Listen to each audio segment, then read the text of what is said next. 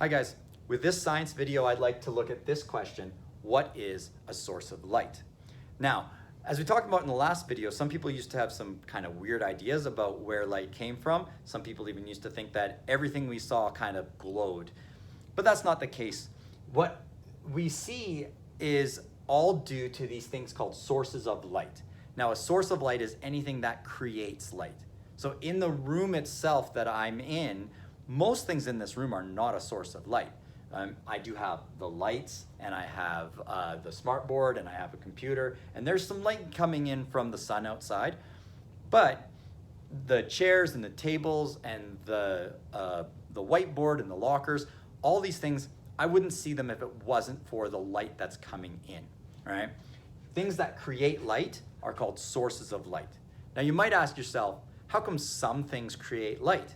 And there's really two reasons why something will create light. The first reason is heat. So something that's very hot will sometimes create light.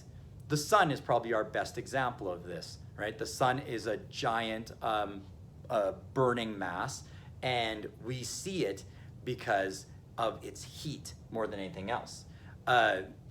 We see this closer to us in things like fire, or if you've ever turned on a stove and then turned the lights off, sometimes if you have the metal burner, it'll actually glow red. That's all to do with heat.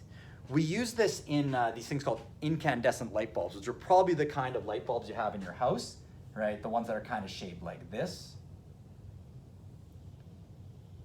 Inside this light bulb, there's a little metal piece called a filament. And how they work is that when the electricity goes to the light bulb, it actually creates heat in this metal, makes it hot enough so that it glows. If you've ever had a heat lamp, they use this basically the same kind of light bulb, but they use it more for the heat than the light. Now, heat isn't the only way that sources of light create light. There is also chemical reactions. So the light bulbs in my classroom, for example, are fluorescent light bulbs. And how they work is that the electricity going through the bulb creates a chemical reaction within the gas inside the bulb, and it glows. In nature, we see this also in things like an anglerfish or a lightning bug, where they have a chemical within them, and when they activate it, it can actually glow. This is called bioluminescence, and it's like natural light, naturally glowing light. So getting back to our sources of light, when we look around us, the things we see them because of these different sources of light. Make sure that you can answer that question that comes after the video, and I'll talk to you again tomorrow. Thanks, guys.